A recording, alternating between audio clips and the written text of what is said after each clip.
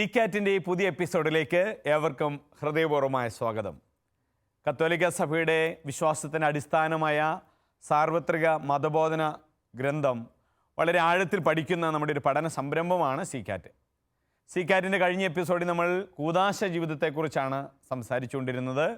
അതുമായി ബന്ധപ്പെട്ട സംശയങ്ങൾക്ക് നമ്മൾ ഉത്തരം തേടുകയായിരുന്നു. ഇന്ന് നമ്മൾ ആ സംശയങ്ങളുടെ തുടർച്ച എന്ന വണ്ണമാണ് ഇന്ന് ഈ എപ്പിസോഡിലേക്ക് നമ്മൾ പ്രവേശിക്കുന്നത്. കൂദാശ ജീവിതത്തെക്കുറിച്ചുള്ള നമ്മുടെ അനുദിന ജീവിതത്തിലെ സംശയങ്ങൾക്ക് ഉത്തരം നൽകുവാനും ഈ ചർച്ച മുന്നോട്ട് കൊണ്ടുപോകാനായി നമ്മോടൊപ്പമായിരിക്കുന്നത് ശാലോം പ്രേക്ഷകർക്ക് ഏറ്റവും സുപരിചിതനും തലശ്ശേരി അതിരൂപതയുടെ സഹായമെത്രാനുമായ അഭിനന്യമാർ ജോസഫ് പാംബ്ലാനി പിതാവാണ്. പിതാവിനെ സ്നേഹപൂർവ്വം ഈ എപ്പിസോഡിലേക്ക് സ്വാഗതം ചെയ്യും. ഇന്നത്തെ ഈ ചർച്ചയിൽ പങ്കെടുക്കുവാൻ കഴിഞ്ഞ എപ്പിസോഡിലും ഇന്നും ഈ ചർച്ചയിൽ പങ്കെടുത്തുകൊണ്ട് ചോദ്യങ്ങൾ ചോദിക്കുവാനും ചർച്ചയെ മുന്നോട്ട് നയിക്കുവാനുമായി കൂടെ എത്തിയിരിക്കുന്നത് തലശ്ശേരി അതിരൂപതയിലെ ആലക്കോട് ഫൊറോനയിലെ കാർത്തികപുരം സെൻറ്റ് സെബാസ്റ്റ്യൻ ദേവാലയത്തിലെ മതാധ്യാപകരാണ്. നിങ്ങളെയും വളരെ സ്നേഹപൂർവ്വം ഈ എപ്പിസോഡിലേക്ക് സ്വാഗതം ചെയ്യും.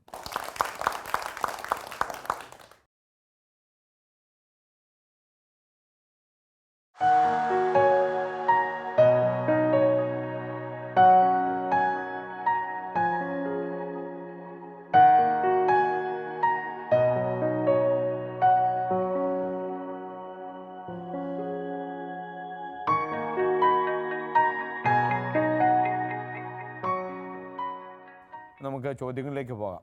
ഒരു കാര്യം നിങ്ങളുടെ മനസ്സിലുണ്ടാവേണ്ടത്, നമ്മൾ ഈ ചോദ്യം ചോദിക്കുമ്പോൾ നമ്മുടെ ശാലോമിൻ്റെ വിവിധ രാജ്യങ്ങളിലുള്ള അനേകം പ്രേക്ഷകർ പിതാവിൻ്റെ ഈ ക്ലാസ് കേട്ടപ്പോൾ മാമോദിസയെക്കുറിച്ച് ഈ ഒരു സംശയം ഒന്ന് ആരെങ്കിലും ചോദിച്ചിരുന്നെങ്കിൽ എന്ന് അവരുടെ ഉള്ളിൽ താല്പര്യമുണ്ടാകും. അത് നിങ്ങളിലൂടെ ഇന്ന് ആ ചോദ്യം ഉണ്ടാവണമെന്നുള്ളതാണ് നമ്മൾ ആഗ്രഹിക്കുന്നത്. നമുക്ക് ചോദ്യങ്ങളിലേക്ക് പോകാം. എനിക്കൊരു സംശയം ഉണ്ടായിരുന്നു. സാധാരണ ആയിട്ട് ശൈശവത്തിലാണല്ലോ കത്തോലിക്ക സഭയിൽ മാമോദിസ കൊടുക്കുന്നത്. അപ്പോൾ തലതൊട്ടപ്പനും തലതൊട്ടമ്മയും ആവശ്യമായി വരുന്നു. അവരാണ് കാര്യങ്ങൾ ഏറ്റുപറയുന്നത്. മുതിർന്ന ഒരാൾ മാമോദിസ സ്വീകരിക്കുമ്പോൾ തലതൊട്ടപ്പനും തലതൊട്ടമ്മയും ആവശ്യമുണ്ടോ, അതോ ആ വ്യക്തി തന്നെ മറുപടി പറഞ്ഞാൽ മതിയാവുമോ? തലതൊട്ടപ്പൻ്റെയും തലതൊട്ടമ്മയുടെയും പ്രസക്തി ഒന്ന് വിശദീകരിക്കാമോ? അത് പറഞ്ഞപ്പോൾ എനിക്കൊരു സംശയം തോന്നുന്നത്, സാധാരണയായിട്ട് തലതൊട്ടപ്പനെ കുറിച്ചാണോ? അതെ അതെ. കുഞ്ഞിന് വേണ്ടിയിട്ട് തലതൊട്ടപ്പനും തലതൊട്ടമ്മയുമാണല്ലോ സാധാരണ പ്രതിജ്ഞകളും പ്രാർത്ഥനകളും ഒക്കെ ചെല്ലുന്നത്.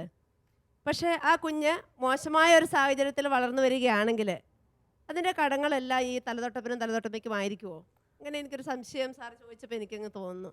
എന്ന് വിശദീകരിക്കാവോ? ഇത് ഓക്കെ തലതൊട്ടപ്പന്മാരെയും അമ്മമാരെയും കുറിച്ചാണ് ചോദ്യം അല്ലേ? ഇവിടെ സാറിൻ്റെ ചോദ്യത്തിലെ പ്രധാന ആശയം ഇതായിരുന്നു, പ്രായപൂർത്തിയായിട്ട് മാമോദിസ കൊടുത്താൽ പിന്നെ ഈ തലതൊട്ടേണ്ട കാര്യമുണ്ടോ?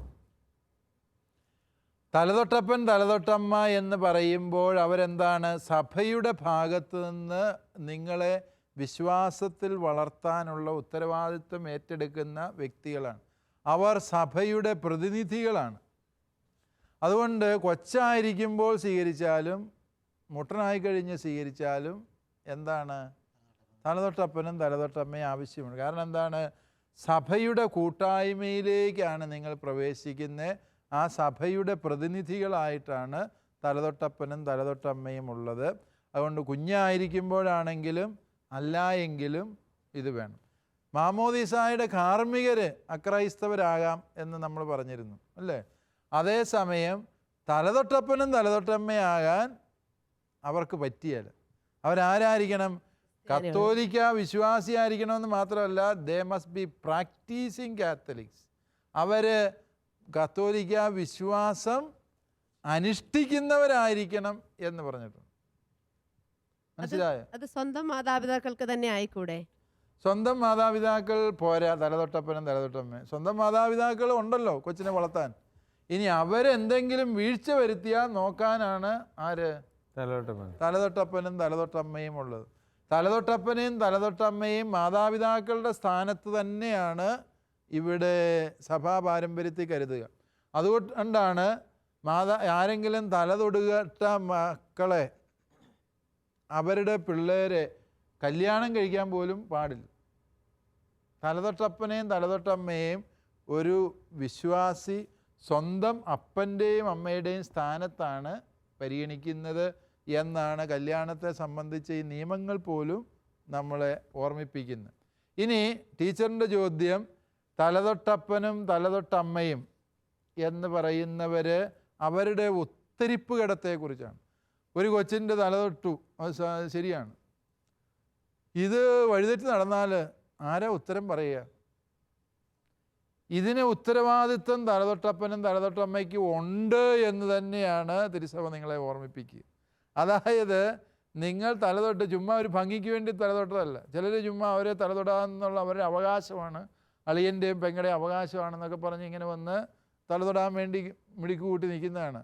തൊട്ടേച്ച് അവരവരുടെ വഴിക്ക് പോവുകയാണ്. പിന്നെ ഈ കൊച്ചിനെക്കുറിച്ച് ഒരു ചിന്തയും അവർക്കില്ല. അത് പാടില്ല. ആ കുഞ്ഞിനെ വിശ്വാസ ജീവിതത്തിൽ വളർത്തിയെടുക്കുക എന്ന വലിയ ഉത്തരവാദിത്വം ആരുടേതാണ്? അത് അപ്പനും അമ്മയും ശരിക്കും ചെയ്യുന്നുണ്ട്, കുഴപ്പമില്ല, അവർ ചെയ്തോട്ടെ. അല്ലാതെ പോകുന്നെങ്കിൽ ഈ മാമോദീസായിലെ ഗോഡ് പേരൻസിന്, അതായത് തലതൊട്ടപ്പനും തലതൊട്ടമ്മയ്ക്കും ആ കുഞ്ഞിനെ വിശ്വാസത്തിൽ വളർത്തിയെടുക്കാനുള്ള ഉത്തരവാദിത്വമുണ്ട്. അവർ പരിശ്രമിച്ചിട്ടും കൊച്ചു വഴിതെറ്റിപ്പോയാൽ അവർ കുറ്റക്കാരല്ല. പക്ഷേ ഈ കുഞ്ഞ് വഴിതെറ്റുന്നത് അറിഞ്ഞിട്ടും കണ്ടിട്ടും അവരുടെ മാതാപിതാക്കളുടെ ഭാഗത്തെ ഉദാസീനത തിരിച്ചറിഞ്ഞിട്ടും ഈ തലതൊട്ടപ്പനും തലതൊട്ടമ്മയും കുഞ്ഞിനെ വിശ്വാസത്തിൽ വളർത്താനായി ഇടപെടുന്നില്ല എങ്കിൽ അവർ ദൈവത്തിനു മുമ്പിൽ കുറ്റക്കാരാണ്. താങ്ക് യു പിതാവേ. ഇപ്പോൾ ഈ ചർച്ചയിൽ ഇപ്പോൾ ടീച്ചറും ചോദിച്ചു, ഇപ്പോൾ തലതൊട്ടപ്പനും തലതൊട്ടമ്മയുടെയും പ്രസക്തി പ്രത്യേകിച്ച് സഭയിൽ ഈ കാലഘട്ടത്തിൽ മറ്റുള്ള പ്രത്യേകിച്ചും പ്രത്യേക ആശയങ്ങളുടെയൊക്കെ പിറകിലുള്ള ഏതെങ്കിലും പാർട്ടിയിലൊക്കെ ഉള്ള ആളുകളുണ്ടാവും ചിലപ്പോഴൊക്കെ. അപ്പോൾ അവർക്ക് വിശ്വാസമില്ല, പക്ഷേ കുടുംബത്തിൻ്റെ പ്രസ്റ്റീജ് സൂക്ഷിക്കാൻ വേണ്ടി പേരൻസ് വന്ന് നിൽക്കാറുണ്ടല്ലോ ചിലപ്പോഴൊക്കെ. അത് ഇൻവാലിഡ് ആയിട്ട് കണക്കാക്കപ്പെടും. അങ്ങനെ ഉള്ളിൻ്റെ ഉള്ളിൽ ഇവന് വിശ്വാസമൊന്നുമില്ല, പക്ഷെ ആളെ കാണിക്കാൻ വേണ്ടി വന്ന് നിൽക്കുന്നു. അതുകൊണ്ടാണ് സഭയിൽ ഇപ്പോൾ അതിനുള്ള നിർദ്ദേശം തന്നെയുണ്ട്. ഈ തലതൊടാൻ വരുന്ന വ്യക്തി വിശ്വാസം പ്രാക്ടീസ് ചെയ്യുന്ന, അനുഷ്ഠിക്കുന്ന വ്യക്തിയാണ് എന്ന് ആ വ്യക്തിയുടെ ഇടവക വികാരിയുടെ സാക്ഷ്യം വേണം എന്ന നിയമമുണ്ട്. അതല്ല എങ്കിൽ ആ വേറെ ഇടവകയിൽ നിന്നല്ല, അതേ ഇടവകയിൽ തന്നെ ഇയാൾ പള്ളിയിലും പോവുകയില്ല, പ്രാർത്ഥിക്കുകയില്ല, കുമ്പസാരിക്കുകയില്ല, ആണ്ടുകുമ്പസാരം ഇല്ലാത്ത ആളാണ് എന്ന് വികാരിക്ക് അറിയാമെങ്കിൽ വികാരിയച്ഛന് ആ വ്യക്തിയോട് പറയാം, എന്ത്, നീ സത്യവിശ്വാസം പരിശീലിക്കാത്ത ആളായതുകൊണ്ട് നീ തലതൊടാൻ യോഗ്യനല്ല എന്ന് വികാരി പറയണം. അത് അദ്ദേഹത്തിൻ്റെ ഉത്തരവാദിത്വമാണ്. ഇനി അഥവാ ഇതുവരെയും വഴിതെറ്റി നടന്നു, തലേന്ന് ഇയാൾ വന്ന് കുമ്പസാരിച്ച് കുർബാന സ്വീകരിച്ച് വിശ്വാസ ജീവിതത്തിലേക്ക് വന്നു എങ്കിൽ ഓക്കെ. ഇതിനി അവൻ വഴിതെറ്റി പോവുമോ എന്ന് നമുക്കറിഞ്ഞുകൂടാ. അതുകൊണ്ടാണ് തലതൊടുന്ന അപ്പനും അമ്മയും എന്തായിരിക്കണം?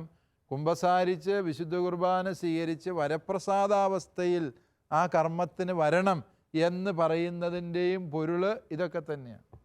പിതാവി, അങ്ങനെ ഈ സാന്ദർഭികവശാൽ അങ്ങനെ അച്ഛനെ തടയാനും സാധിച്ചിട്ടില്ല, അങ്ങനെ ഒരാൾ തലതൊട്ടപ്പനായി പോയിട്ടുണ്ടെങ്കിൽ ആ മാമോദീസായിക്ക് അത് സാധുവാണോ? മാമോദീസ സാധുവാണ്. മാമോദീസ സാധുവാകാൻ വേണ്ട വ്യവസ്ഥകൾ എന്തൊക്കെയുള്ളൂ?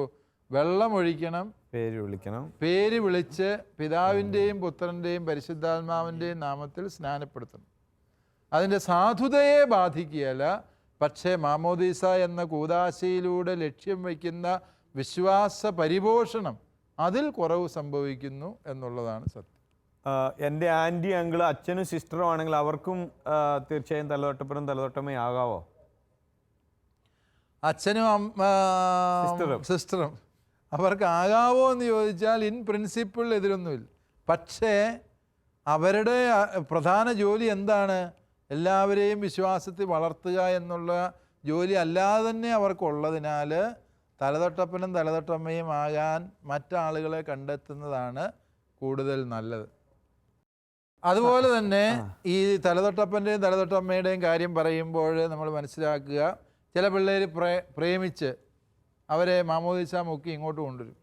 ആരും അറിയാതെ ചുളുവിൽ മാമോദീസ മുക്കുന്നതായതുകൊണ്ട് അധികം ആരെയും വിളിച്ചുകൊണ്ട് വരികയില്ല. അപ്പോൾ പ്രേമിച്ച ചെറുക്കൻ തന്നെ കയറി അങ്ങ് തലതൊട്ടേക്കാം എന്ന് വിചാരിച്ചാൽ നടക്കുമോ? അങ്ങനെ തലതൊട്ടാൽ പിന്നെ അവന് ജന്മത്താ പെണ്ണിനെ കല്യാണം കഴിക്കാൻ മേല എന്നുള്ളതാണ് സഭാ നിയമം. അതുകൊണ്ട് ഇത്തരം മാമോദീസായിക്ക് പോകുമ്പോൾ തലതൊടാനുള്ള ആളെ വേറെ കണ്ടുപിടിച്ചുകൊണ്ട് പോകുന്നതാണ്. കല്യാണം കഴിക്കാത്ത സാറന്മാരെയും ടീച്ചർമാരെയും ഉദ്ദേശിച്ചാണ് ഞാൻ ഈ മുന്നറിയിപ്പ് തന്നത്. ഇനി ആരാണ് ചോദിക്കുന്നത്? മിനി ടീച്ചർ ചോദിച്ചോളൂ. എൻ്റെ ഒരു സംശയം ഇതാണ്. അന്ന് ഈശോ യോഹന്നാലിൻ്റെ മാമോദിസ സ്വീകരിച്ചു, നമ്മളും മാമോദിസ സ്വീകരിച്ചവരാണ്. അന്ന് ഈശോ സ്വീകരിച്ച മാമോദിസയും നമ്മൾ സ്വീകരിക്കുന്ന മാമോദിസയും തമ്മിലുള്ള വ്യത്യാസം ഒന്ന് പറഞ്ഞു തരാമോ പിതാവേ? മിനി ടീച്ചറിൻ്റെ ചോദ്യം നല്ലൊരു ചോദ്യമാണ്. ദൈവശാസ്ത്രപരമായ ആഴമുള്ളൊരു ചോദ്യമാണ്. ദൈവശാസ്ത്രം പഠിച്ചിട്ടുണ്ടോ മിനി ടീച്ചർ? ഉണ്ട്. നമ്മുടെ ആൽഫയുടെ സ്റ്റുഡൻ്റ് ആയിരിക്കും. സ്റ്റുഡൻ്റ് ആയിരുന്നോ? എന്നാ വെറുതെ ഇത്രയും ബുദ്ധിപൂർവമായ ചോദ്യം ചോദിക്കും. ഓക്കെ, മിനി ടീച്ചർ ചോദിച്ചത് നല്ലൊരു ചോദ്യമാണ്. ഈശോ സ്നാപക യോഹന്നാനിൽ നിന്ന് മാമോദിസ സ്വീകരിച്ചു. ഈശോയ്ക്ക് സ്നാനം കൊടുത്തത് കൊണ്ടാണ് പുള്ളിയുടെ പേര് തന്നെ അങ്ങനെയായി, സ്നാപകൻ എന്നാണ്. എന്ന് പറഞ്ഞാൽ എന്താ? മുക്കുന്നവൻ എന്നാണ്. നിങ്ങൾ മുക്കുന്ന പോലത്തെ മുക്കലല്ല, സ്നാപകൻ്റെ. പലരുടെയും പേര് വേണേ അങ്ങനെ ഇടാം. അതായത് സ്നാപക യോഹന്നാനിൽ നിന്ന് ഈശോ സ്വീകരിച്ചത് എന്താ? അനുതാപത്തിൻ്റെ സ്നാനം എന്നാണ് യോഹന്നാൻ അതിനെ പറഞ്ഞത്. അതെന്താണ്?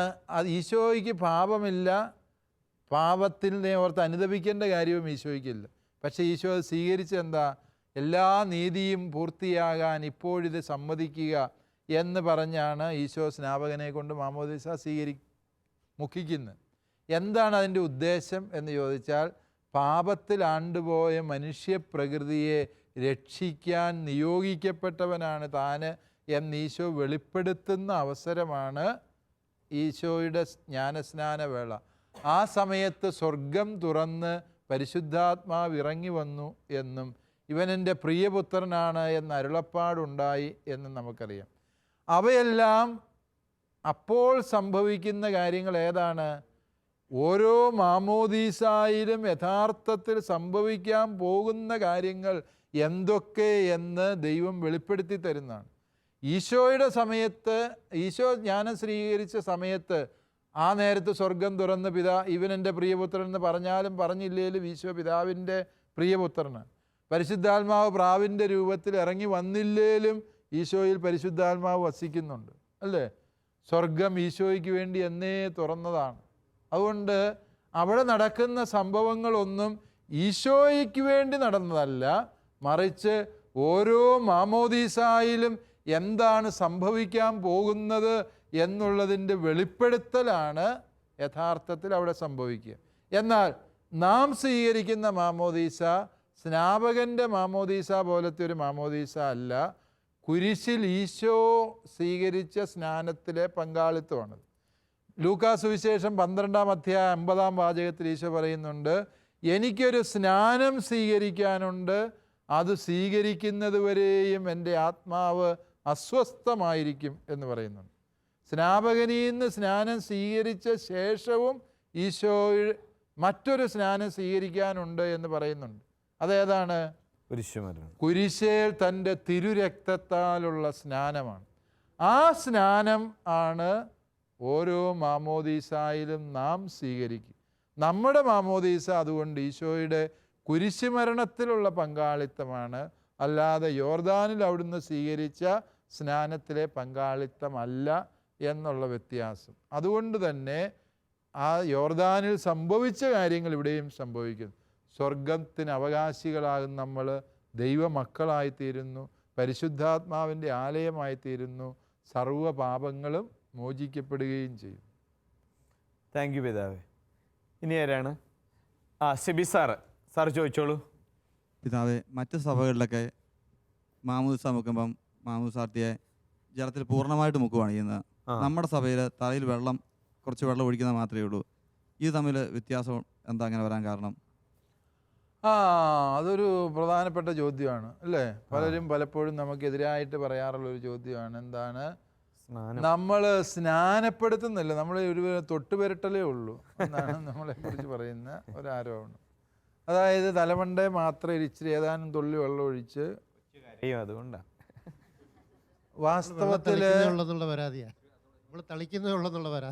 മാമോദിസ തളിക്കുകയാണ് നമ്മൾ ചെയ്യുന്നത്. സാറിന് ഇതേ ബന്ധപ്പെട്ട ചോദ്യമാണ്. പിതാവ് ഇപ്പോൾ ക്ലാസ് എടുത്തപ്പോൾ പിതാവ് പറഞ്ഞു, വെള്ളത്തിൽ മുക്കുമ്പോൾ ഈശോയുടെ മരണത്തിൽ പങ്കുചേരുന്നു, വെള്ളത്തിൽ നിന്ന് പൊക്കുമ്പോൾ ഈശോയുടെ ഉദ്ധാനത്തിൽ പങ്കുചേരുകയാണ് മാമോദീസായിൽ സംഭവിക്കുന്നതെന്ന് പറഞ്ഞു. നമ്മുടെ സഭയിൽ അതില്ലെങ്കിൽ അത് അപൂർണമായി പോകുന്നില്ലേ എന്നൊരു സംശയമുണ്ട്. ആ തൊട്ട് വരട്ടെന്നല്ലേ Yes, yes, വിളിച്ചോളേ. പക്ഷേ ഈ കൊച്ചിനെ വെള്ളത്തിൽ മുക്കി പിടിച്ചേച്ച് എടുത്തു കഴിഞ്ഞാൽ ചിലപ്പോൾ ഉദ്ധാനത്തിന് സമയം കാണിയായിരിക്കും. അതും ഒരു വിഷയമുണ്ട് എന്നുള്ളത് സാറ് മനസ്സിലാക്കും. ഉദ്ധാനം എല്ലാം ഒരുമിച്ചാണ്. മരണവും ഉദ്ധാനവും ഒന്നിച്ച് സംഭവിക്കും. യെസ്, നല്ല ചോദ്യങ്ങളാണ് നിങ്ങൾ ചോദിച്ചത്. ഈ സ്നാനം എന്ന് പറഞ്ഞാൽ സ്നാനം എന്നാണല്ലോ പറയുന്നത്. സ്നാനം എന്ന് പറഞ്ഞാൽ എന്താണ്? കുളിയാണ് അല്ലേ? വെള്ളം കോരി തലയിൽ ഒഴിച്ചും കുളിക്കാം, പുഴയിൽ പോയി വെള്ളത്തിൽ മുങ്ങിയും കുളിക്കാം അല്ലേ? പുഴയിൽ മുങ്ങിയാലേ കുളിയുള്ളൂ എന്ന് വാശി പിടിക്കണോ? ഇല്ല. നമ്മൾ പലരും ഇപ്പോൾ സ്നാനപ്പെടുന്ന എങ്ങനെയാണ്? ഷവറിൻ്റെ കീഴിൽ നിന്ന് തലമണ്ടയിലോട്ട് വെള്ളം ഒഴിച്ച് അല്ലെങ്കിൽ വെള്ളം കോരി തലയിൽ ഒഴിച്ചൊക്കെയാണല്ലോ കുളിക്കുന്നത്. അതുകൊണ്ട് ഇത് ജ്ഞാനസ്നാനം അല്ല എന്ന് ആരും പറയാൻ പാടില്ല. ഇതും സ്നാനം തന്നെയാണ്. ഇനി മുക്കുക എന്നുള്ള വിഷയമാണ് പ്രധാന വിഷയം. അത് മുക്കുക, ജലത്തിൽ മുങ്ങുക എന്ന് പറയുമ്പോൾ നെറുകന്തലയിൽ വെള്ളം പറ്റത്തക്ക വിധത്തിൽ മുങ്ങുക എന്നുള്ളതാണ് അവിടെ ഉദ്ദേശിക്കുക അല്ലേ? വെള്ളത്തിൽ മുങ്ങുക എന്ന് പറഞ്ഞാൽ നെറുകന്തല മുങ്ങിയ എന്ന് തന്നെയാണ് അത് ഉദ്ദേശിച്ചത്. അതേസമയം അതിന് പകരം നമ്മൾ ചെയ്യുന്ന എന്താണ്? ഈ നെറുകന്തലയിൽ വെള്ളം ഒഴിക്കുമ്പോൾ പ്രതീകാത്മകമായി നമ്മൾ എന്താണ് അംഗീകരിക്കുന്നത്? ഈ കുഞ്ഞിനെ പൂർണ്ണമായും വെള്ളത്തിൽ മുക്കി എന്നാണ്. നെറുകന്തല നനയ്ക്കുമ്പോൾ ആ കുഞ്ഞ് പൂർണ്ണമായും വെള്ളത്തിൽ മുങ്ങി എന്നുള്ളതാണ്. ആ വെള്ളം തൂത്ത് കളയുമ്പോൾ ആ കുഞ്ഞ് ജലത്തിൽ നിന്ന് പുറത്തു വന്നു എന്ന് നമ്മൾ വിശ്വസിക്കുന്നു. മാമോദീസായിൽ ഈ പ്രതീകാത്മകത എന്ന് പറയുന്നത് വളരെ പ്രസക്തമായൊരു വിഷയമാണ് അല്ലേ? അതല്ലെങ്കിൽ ഈശോയുടെ കുരിശുമരണത്തിലെ പങ്കാളിത്തം അല്ലേന്ന് പറഞ്ഞ് അവനെ ഭിത്തിയിലോട്ട് കയറ്റി ആണിയടിച്ചുകൂടെ തൂക്കണമായിരുന്നു. അല്ലെങ്കിൽ എല്ലാം കൃത്യം അതുപോലെ സംഭവിക്കണമെങ്കിൽ അതുകൂടെ ചെയ്യേണ്ടി വന്നേനെ. അതല്ലല്ലോ. അതിനകത്ത് മുക്കിയാലും വെള്ളം തലയിൽ ഒഴിച്ചാലും മാമോദീസായുടെ പ്രതീകാത്മകത എന്ന് പറയുന്നത് പ്രസക്തമായൊരു വിഷയമാണ്. ആ അർത്ഥത്തിലാണ് നമ്മൾ തലയിൽ മുക്കാൻ സാധിക്കുന്നതിനോട് കത്തോലിക്കാ സഭയ്ക്ക് ഒരു എതിരുമില്ല. മുങ്ങി മാമോദീസ സ്വീകരിക്കുന്നതിന് കുഴപ്പമൊന്നുമില്ല. പക്ഷേ ശിശു മാമോദീസായുടെ സാഹചര്യത്തിൽ, അതുപോലെ പള്ളിക്കുള്ളിൽ വെച്ച് സ്നാനം കൊടുക്കുന്ന സാഹചര്യത്തിൽ അതിൻ്റെ അപ്രായോഗികത കണക്കിലെടുത്തുകൊണ്ടാണ് ഈ ശിരസിൽ വെള്ളമൊഴിക്കുക എന്ന കർമ്മത്തെ നമ്മൾ അനുധാവനം ചെയ്യുന്നത്. പക്ഷെ അവിടെയും ഒരു വ്യക്തി പൂർണ്ണമായും വെള്ളത്തിൽ മുങ്ങി എന്ന് തന്നെയാണ് പ്രതീകാത്മകമായി നമ്മൾ അർത്ഥമാക്കുന്നത്. ഇനി ആരാണ് ചോദിക്കുന്നത്? ബിബിൻ സാർ അല്ലേ? സാറ് ചോദിച്ചോളൂ. പിതാവേ, എനിക്കൊരു സംശയമുണ്ട്. ക്രിസ്തീയ മതത്തിൽ നിന്നും മറ്റു മതത്തിലേക്ക് പോയ ആൾ വീണ്ടും തിരിച്ചു വരണം, ക്രിസ്തീയ മതത്തിൽ തിരിച്ചു വരുമ്പോൾ വീണ്ടും അയാൾ മാമോദീസ സ്വീകരിക്കേണ്ടതുണ്ടോ? ഉണ്ടെങ്കിൽ അതിനെക്കുറിച്ചൊന്ന് വിശദീകരിക്കാമോ? ബിബിൻ സാറിൻ്റെ ചോദ്യവും നല്ല ചോദ്യമാണ്. നിങ്ങൾ കാർത്തിപുരംകാരെല്ലാം വലിയ ചിന്തകന്മാരും പണ്ഡിതന്മാരുമാണ് അല്ലേ? ഇതുവരെ ഇങ്ങനെ ഒരു ചോദ്യം ഞാൻ കേട്ടിട്ടില്ല. ഏതാണേലും സാറിൻ്റെ ചോദ്യം, മാമോദീസ സ്വീകരിച്ച് ക്രിസ്ത്യാനിയായ ഒരു വ്യക്തി വേറെ മതത്തിൽ പോയി അല്ലേ? എന്നിട്ട് അയാൾ തിരിച്ചു വരുമ്പം പിന്നെ മാമോദീസ മുങ്ങണോ? ഇതാണ് ഒരു ചോദ്യം. വേണ്ട എന്നാണ് ഒറ്റ വാക്കിൽ ഉത്തരം. കാരണം എന്താണ്? മാമോദീസ ഒരിക്കലും ആവർത്തിക്കേണ്ടാത്ത കൂദാശയാണ്. കാരണം എന്താണ്? മാമോദീസ നമ്മിൽ മായാത്ത മുദ്ര പതിക്കുന്ന കൂദാശയാണ്. മായാത്ത മുദ്രയാണത്. അത് മായ്ച്ചു കളയാൻ ഏത് മതത്തിൽ പോയാലും പറ്റിയല്ല. അതുകൊണ്ട് മാമോദീസ സ്വീകരിച്ച വ്യക്തി തിരികെ വേറെ മതം വിശ്വാസത്തിൻ്റെ പുറകെ പോയി അയാൾ തിരിച്ച് സഭാ കൂട്ടായ്മയിലേക്ക് വരണമെങ്കിൽ അയാൾ എന്ത് ചെയ്താൽ മതി? കുമ്പസാരിച്ച് പരിഹാരം ചെയ്താൽ മതി. മാമോദീസ രണ്ടാമതൊരിക്കലും സ്വീകരിക്കേണ്ട കാര്യമില്ല. അയാൾ ഇങ്ങനെ പോയത് തെറ്റായൊരു കാര്യമാണ്, അത് പാപമാണ്.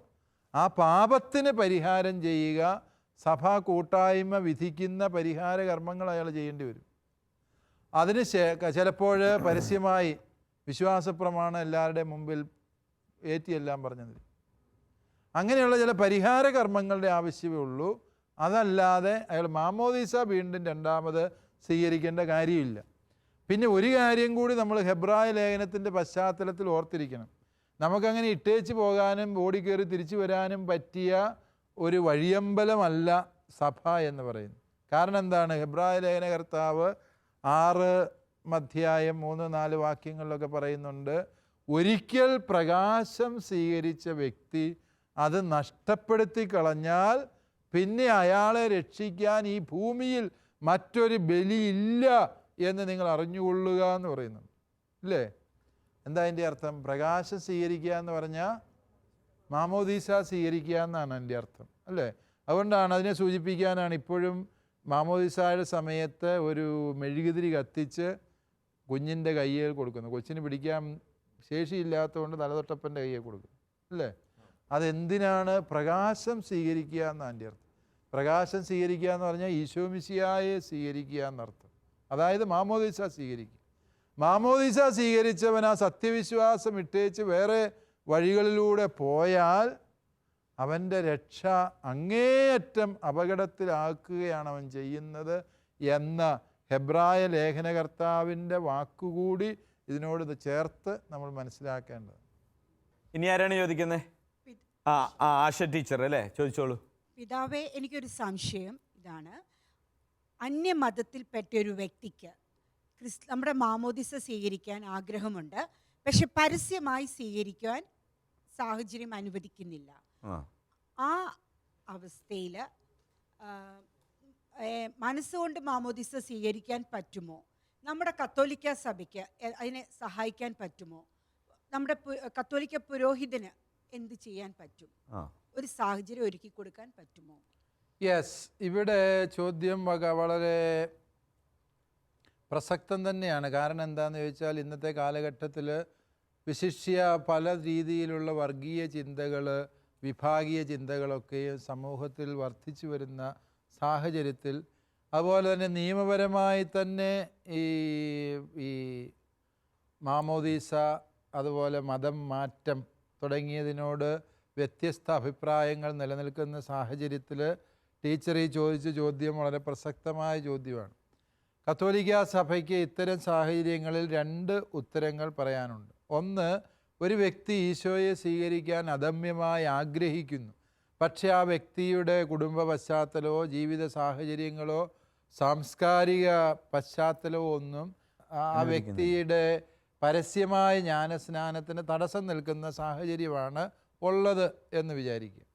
അത്തരം സന്ദർഭങ്ങളിൽ ആ വ്യക്തിക്ക് ആഗ്രഹത്താലുള്ള സ്നാനം സ്വീകരിക്കാൻ പറ്റും എന്നാണ്. Baptism of desire. അയാൾ മാമോദിസ സ്വീകരിക്കാൻ ആഗ്രഹിക്കുന്നു ആത്മാർത്ഥമായിട്ട്, പക്ഷേ അദ്ദേഹത്തിൻ്റെ ജീവിത പരിതോവസ്ഥകളുടെ സമ്മർദ്ദം മൂലം അദ്ദേഹത്തിനത് സാധിക്കുന്നില്ല എന്നുള്ളത് ആഗ്രഹത്താലുള്ള സ്നാനത്തിന് കാരണമാകും. ഈശോയോട് അദ്ദേഹത്തിന് അത്രമേൽ സ്നേഹമുണ്ട്, ഈശോയുടെ കുരിശിലെ ബലിയിൽ അത്ര കണ്ട് ആഴത്തിൽ വിശ്വസിക്കുന്നു, ആ രക്ഷ അദ്ദേഹത്തിന് അനുഭവവേദ്യമാകാൻ ഈ ആഗ്രഹത്താലുള്ള സ്നാനം സഹായകമാണ് എന്ന് സഭ പഠിപ്പിക്കുന്നു. എന്നാൽ ആഗ്രഹത്താലുള്ള സ്നാനം യഥാർത്ഥ സ്നാനത്തിന് തുല്യമല്ല. ആഗ്രഹത്താലുള്ള സ്നാനത്തിനുള്ള സാധ്യതയുണ്ട് എന്ന് മാത്രം മനസ്സിലാക്കുക. രണ്ടാമതായിട്ട് ആ വ്യക്തി ചെയ്യേണ്ടത് എന്താണ്? വിശ്വാസം എപ്പോഴും സാക്ഷ്യത്തിലേക്ക് നയിക്കുന്നതാണ്, അല്ലേ? കുറച്ച് പേര് എതിർത്തില്ല എന്നുള്ളത് വിചാരിച്ച് നമ്മൾ ഭയപ്പെടേണ്ട കാര്യമില്ല. ഈശോ മിശിഹായിൽ വിശ്വസിക്കുക എന്ന് പറഞ്ഞാൽ ഈശോയെ രക്ഷകനും നാഥനുമായി ഏറ്റുപറഞ്ഞ് സാക്ഷ്യം വഹിക്കുക എന്ന് തന്നെയാണ് അതിൻ്റെ അർത്ഥം. ആദിമസഭയിൽ ഇത്തരം എതിർപ്പുകൾ കണ്ടപ്പോൾ ആഗ്രഹത്താലുള്ള സ്നാനം മതി എന്ന് പറഞ്ഞ് എല്ലാവരും പതുങ്ങിയിരിക്കുമായിരുന്നെങ്കിൽ സഭ വളരുമായിരുന്നു, ഇവിടെ വിശ്വാസം ശേഷിക്കുമായിരുന്നു? ഇല്ല. സിറിയയിലും അതുപോലെ ഇറാഖിലുമൊക്കെ ഭീകരന്മാരുടെ തോക്കും കുഴലിൻ്റെ മുമ്പിൽ ഞങ്ങൾ മാമോദീസായുടെ വരപ്രസാദം വേണ്ട, ആഗ്രഹത്താൽ മതി എന്ന് പറഞ്ഞ് ജീവിച്ചിരുന്നെങ്കിൽ അവർക്കും ജീവിതം രക്ഷപ്പെടുത്താമായിരുന്നു. സഭയിലെ ധീര രക്തസാക്ഷികളെല്ലാം നമുക്ക് തരുന്ന ഒരു വലിയ പാഠം എന്താണ്? വിശ്വാസം ജീവിക്കുന്നതിന് വില കൊടുക്കേണ്ടതുണ്ട് എന്നുള്ള യാഥാർത്ഥ്യം.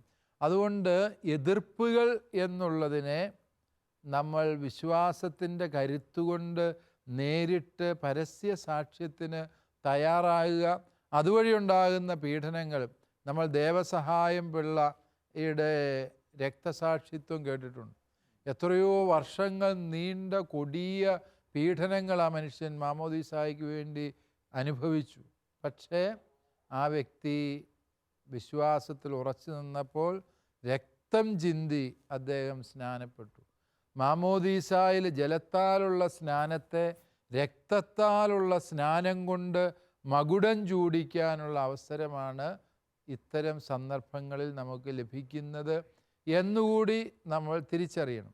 ഇനി വീണ്ടും ഒരു വ്യക്തിക്ക് ഈശോയിൽ അത്ര കണ്ട് വിശ്വാസമുണ്ട്, ആ വ്യക്തിയെ പരസ്യമായ മാമോദീസ സ്വീകരണത്തിന് ആ വ്യക്തിക്ക് താല്പര്യമില്ല എങ്കിൽ ആ വ്യക്തിയെ രഹസ്യമായി മാമോദീസ മുക്കാനും അയാളുടെ വിശ്വാസ സ്വീകരണം രഹസ്യമായി സൂക്ഷിക്കാൻ അജപാലകർക്ക് ഉത്തരവാദിത്വമുണ്ട് എന്നും സഭ പഠിപ്പിക്കുന്നുണ്ട്. അതുകൊണ്ട് ഒരു വ്യക്തിക്ക് മറ്റുള്ളവരറിയാതെ സ്നാനപ്പെടണമെന്ന് ആഗ്രഹമുണ്ട് എങ്കിൽ ആ വ്യക്തിയുടെ വിശ്വാസത്തിൻ്റെ ആത്മാർത്ഥതയും ആഴവും മനസ്സിലാക്കി അജപാലകരായ വൈദികർക്ക് അത് രഹസ്യമായി കൈകാര്യം ചെയ്യാൻ സഭ അനുവാദം നൽകിയിട്ടുണ്ട്. നമ്മുടെ ഇന്നത്തെ ഈ എപ്പിസോഡിൻ്റെ സമയം ഇവിടെ ഏതാണ്ട് അവസാനിക്കുകയാണ്. നിങ്ങൾക്ക് ഇനി ഒരുപാട് സംശയങ്ങളുണ്ടല്ലേ? ഇനിയും കുറച്ച് പേരോട് ചോദിക്കാനുണ്ട് എന്നാണ് എനിക്ക് തോന്നുന്നത്. അടുത്ത എപ്പിസോഡിൽ നമ്മുടെ എല്ലാ സംശയങ്ങളും വീണ്ടും നമുക്ക് ചോദിക്കാം. ഇന്നത്തെ നമ്മുടെ ഈ കൂദാശകളെക്കുറിച്ചുള്ള മനോഹരമായ ഈ പ്രോഗ്രാം CCAT-ലൂടെ ഇന്നത്തെ നമ്മുടെ എല്ലാ സംശയങ്ങൾക്കും കൃത്യമായ ഉത്തരങ്ങൾ, ഹൃദ്യമായ ഉത്തരങ്ങൾ നമുക്ക് നൽകിയ തലശ്ശേരി അതിരൂപതയുടെ സഹായമെത്രാനായ അഭിവന്യ മാർ ജോസഫ് പാംബ്ലാനി പിതാവിന് CCAT-ൻ്റെയും ശാലോം പ്രേക്ഷകരുടെയും ഹൃദയം നിറഞ്ഞ നന്ദി, സ്നേഹപൂർവ്വം. ഇന്നത്തെ ഈ ചർച്ചയിൽ വളരെ ആക്റ്റീവായി പങ്കെടുക്കുകയും നിങ്ങളുടെ സംശയങ്ങൾ ചോദിച്ചുകൊണ്ട് ലോകമെമ്പാടുള്ള ശാലോം പ്രേക്ഷകർക്ക് അവരുടെ വിശ്വാസ ജീവിതത്തിലെ സംശയങ്ങൾ പരിഹരിക്കാൻ തക്കവണ്ണം ചോദ്യങ്ങൾ ഉന്നയിച്ച ചർച്ചയിൽ പങ്കെടുത്ത കാർത്തിപുരം സെൻറ്റ് സെബാസ്റ്റ്യൻസ് ദേവാലയത്തിലെ മതാധ്യാപകരായ നിങ്ങൾ ഓരോരുത്തർക്കും ഹൃദയപൂർവ്വം നന്ദി അർപ്പിക്കുന്നു. തുടർ സംശയങ്ങൾക്കുള്ള ഉത്തരങ്ങളുമായി നമ്മൾ വീണ്ടും മറ്റൊരു എപ്പിസോഡിൽ കണ്ടുമുട്ടും. അതുവരെയും പ്രാർത്ഥനാപൂർവ്വം കാത്തിരിക്കാം. നന്ദി.